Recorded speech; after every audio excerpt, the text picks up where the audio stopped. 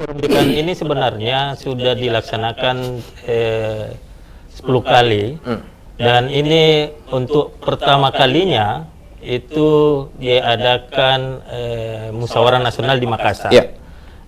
Tujuannya itu bagaimana mengembangkan Fakultas Dakwah dan Komunikasi se-Indonesia. Banyak sekali program-programnya. Kemarin itu ketika di Purwokerto, itu selama ini Forum Dekan itu hanya dalam bentuk Forum Dekan saja, tidak ada struktur organisasi. Jadi ini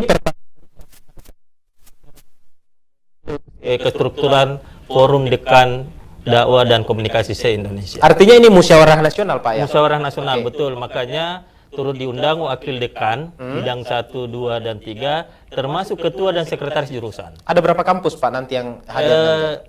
Dari UIN itu ada 18 UIN dari seluruh Indonesia dan 12 IAIN yang turut serta dalam kegiatan ini. Iya.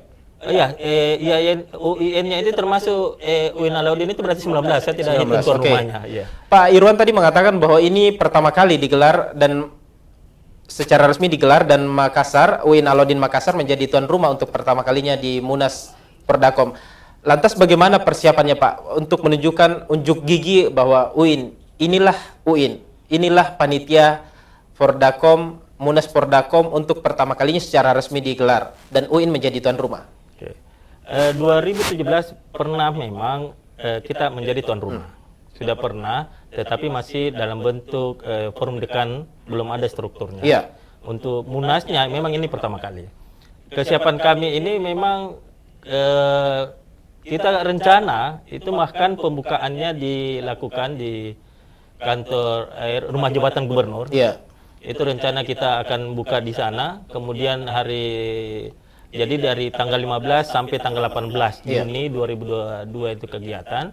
Di awal itu kita di rumah jabatan. Nanti kegiatan kedua ini baru masuk di seminar internasional.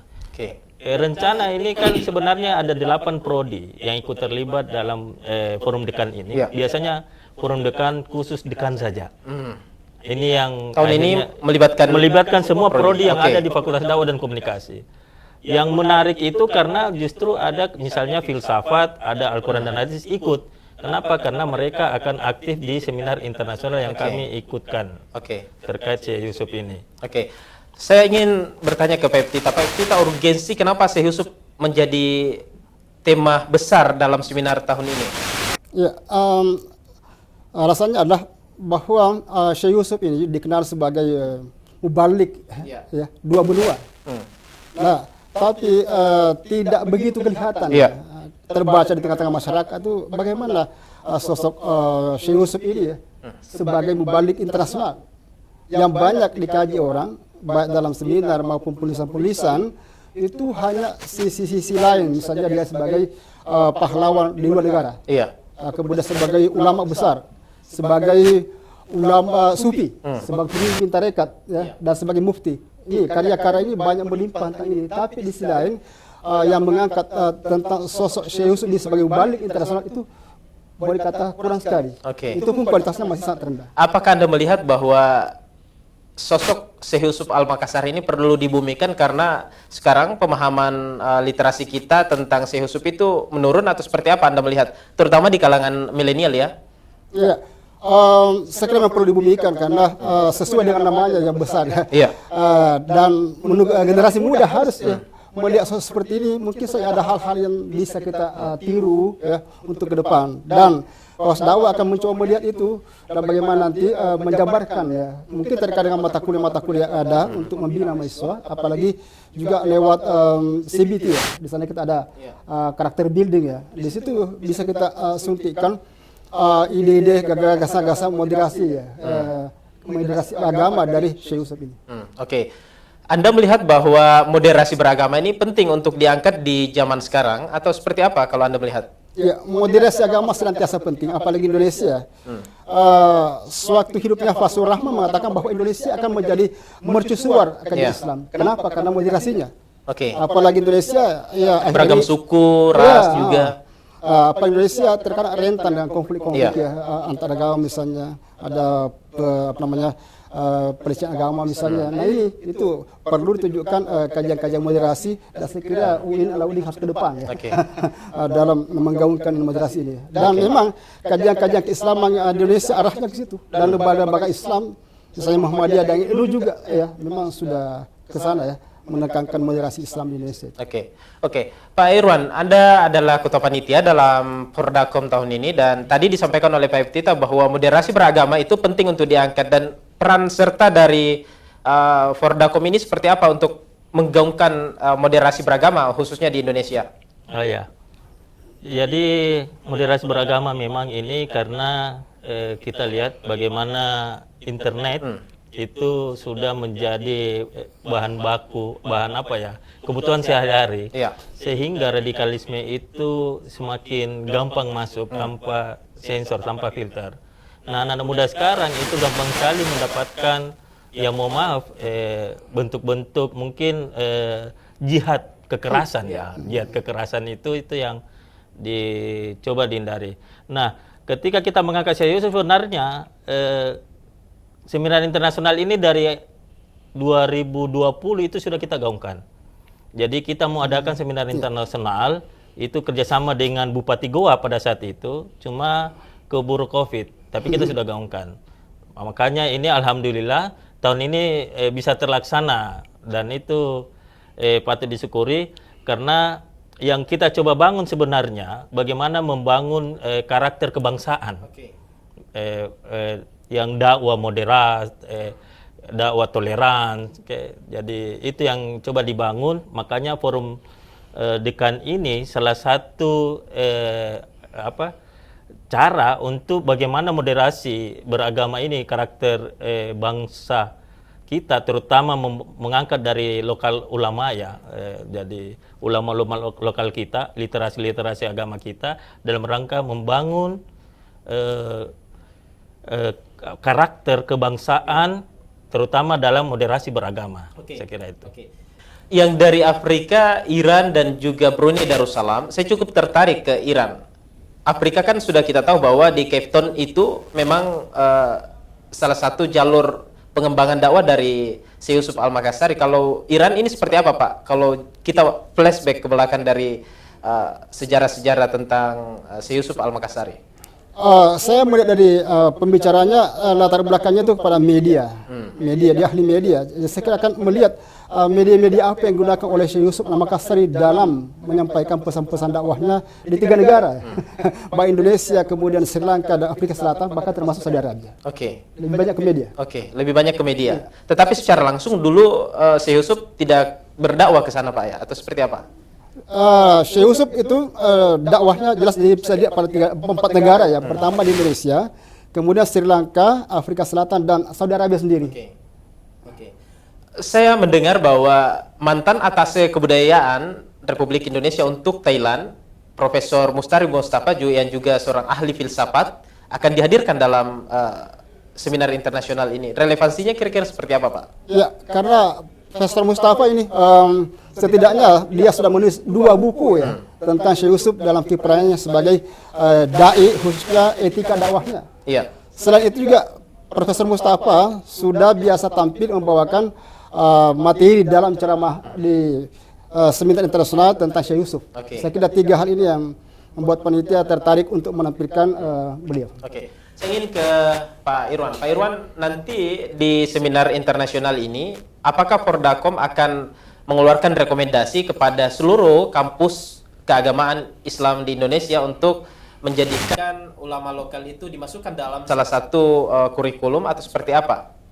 Ya.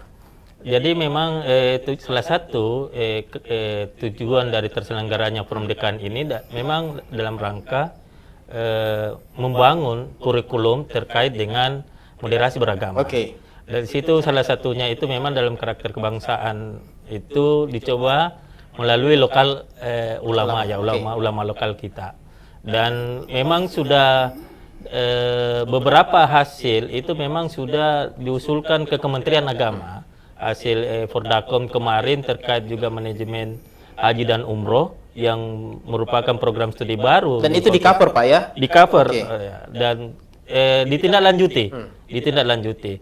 Nah, Pordakom saat ini di Makassar ini memang salah satu tujuannya itu memang dalam upaya penguatan outcome ya. Oke. Jadi outcome based education jadi salah satu kurikulum yang diinginkan oleh MBKM. Itu memang salah satunya itu ya sertifikasi. Jadi di manajemen haji dan umroh ini sekarang kita sudah dalam proses ini untuk sertifikasi pembimbing haji untuk mahasiswa, Jadi ada sertifikatnya. Itu pun dari Munas yang lalu dilakukan.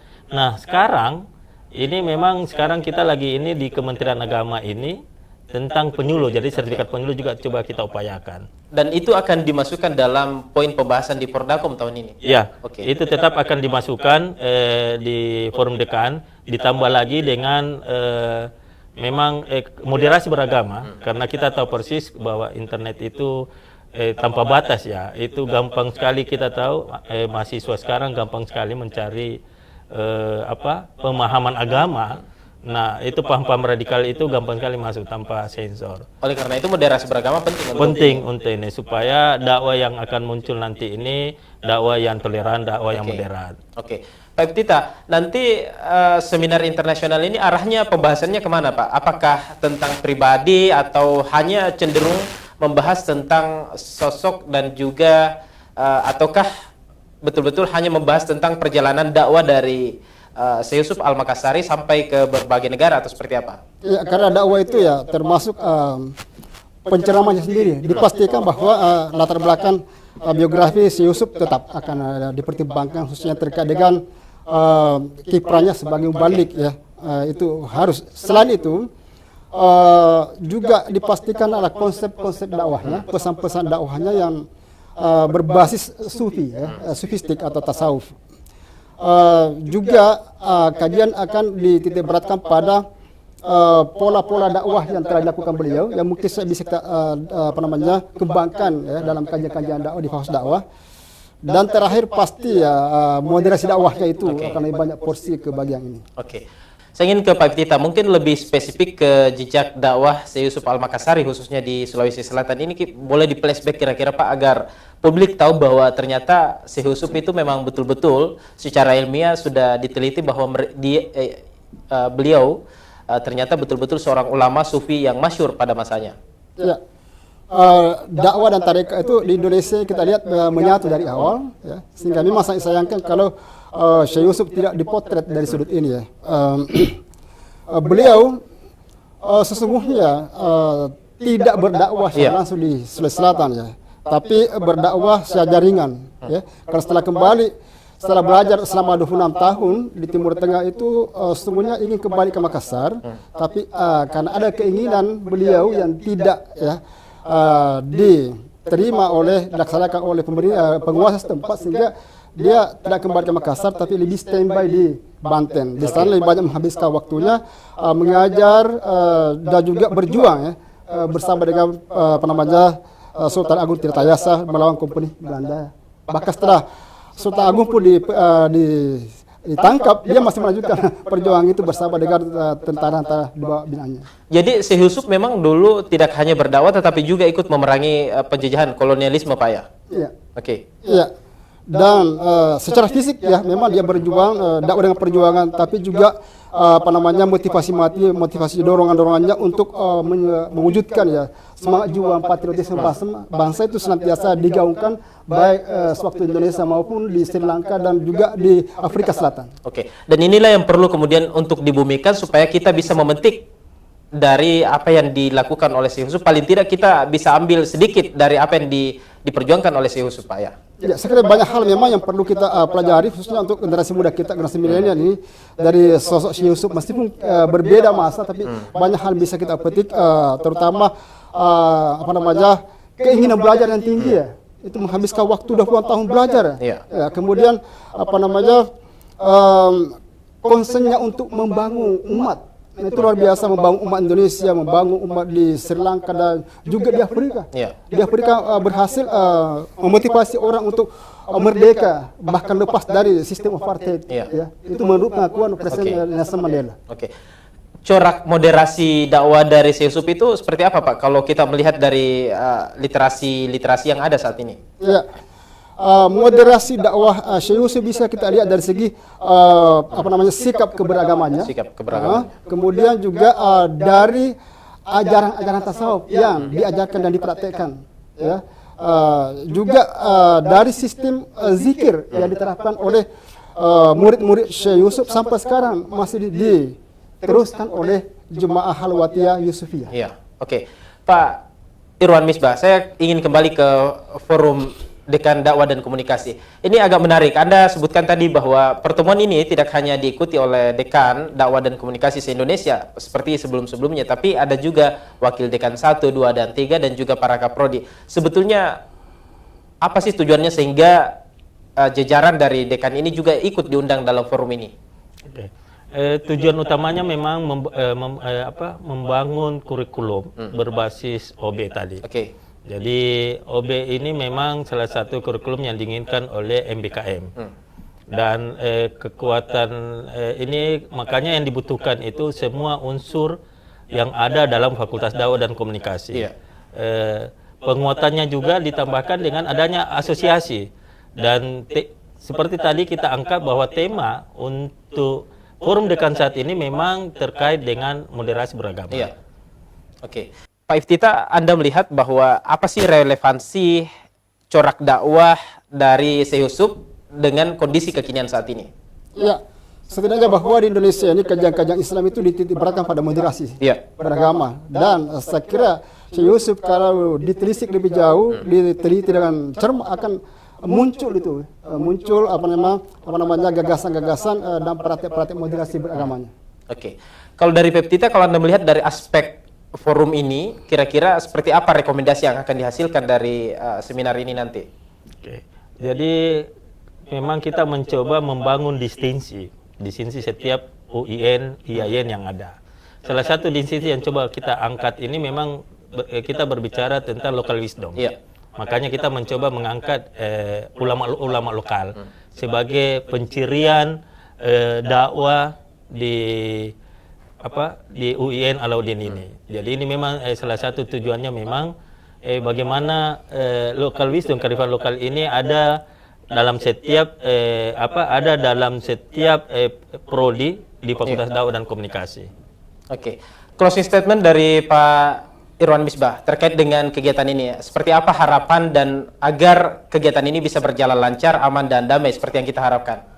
Yang pasti memang saya ucapkan memang terima kasih atas semua kerja keras dari tim panitia dan dari para peserta yang ikut aktif berperan dalam mendukung setiap kegiatan yang akan kita lakukan ini. Dan memang harapannya memang kurikulum berbasis moderasi beragama untuk outcome based education-nya ini bisa kita capai.